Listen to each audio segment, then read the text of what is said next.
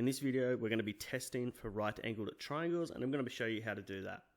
So Pythagoras' theorem can be used to test whether a triangle is right-angled. If any triangle has sides of length a, b, c, and that follow the formula c squared equals a squared plus b squared, then the triangle must be right-angled. So this process is called the converse of Pythagoras' theorem. Essentially, it just means it's the opposite. So how we do this is we start by finding what our c squared is. We then find what a squared plus b squared is. If our answers for both of these are the same, then the triangle is right-angled. If they are different, then the triangle is not a right-angled triangle. So here we have a triangle and we need to test whether it is right-angled. So the first thing we do is start by labeling our sides. So we know that this is going to be my C and A and B. Now remember, A and B don't really matter as long as they're not the hypotenuse. The next thing you should do is always write down your formula.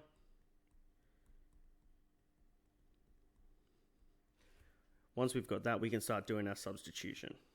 So I know we have 25 squared equals 24 squared plus 6 squared. At this point, you can start to use a calculator. You put in what 25 squared is, and that's 625.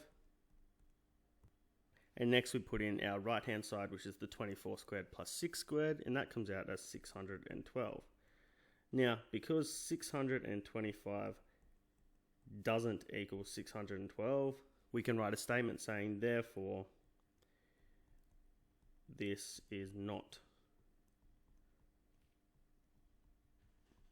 a right-angled triangle.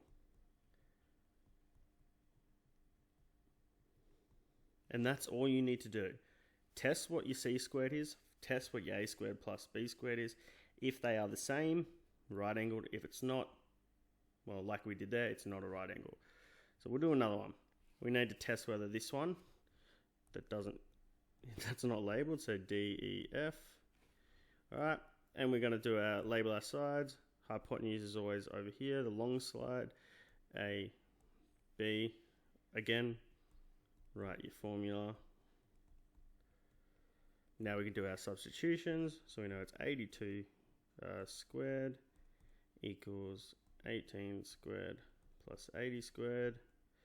Put in your 82 squared into a calculator and you get 6,724. And then you put your 18 squared plus 80 squared in a calculator and you get 6,724. Now they are the same, so we can say that therefore this is a right-angled triangle.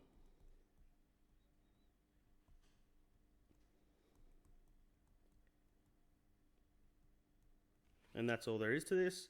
So we'll do a quick recap. Now remember, we start by finding our c squared. We then find our a squared plus b squared. If the answers are the same, then the triangle is right-angled. If they are different, then the triangle is not a right-angled triangle. Now, some little tips to remember: you should always have a concluding statement. And as you saw in our examples, they were just therefore triangle is right-angled, or therefore the triangle is not right-angled. You should also know that this means not equal.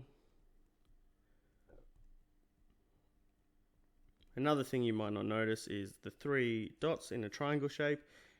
This means, therefore, it's a shorter way of writing it. And that's all there is to this video.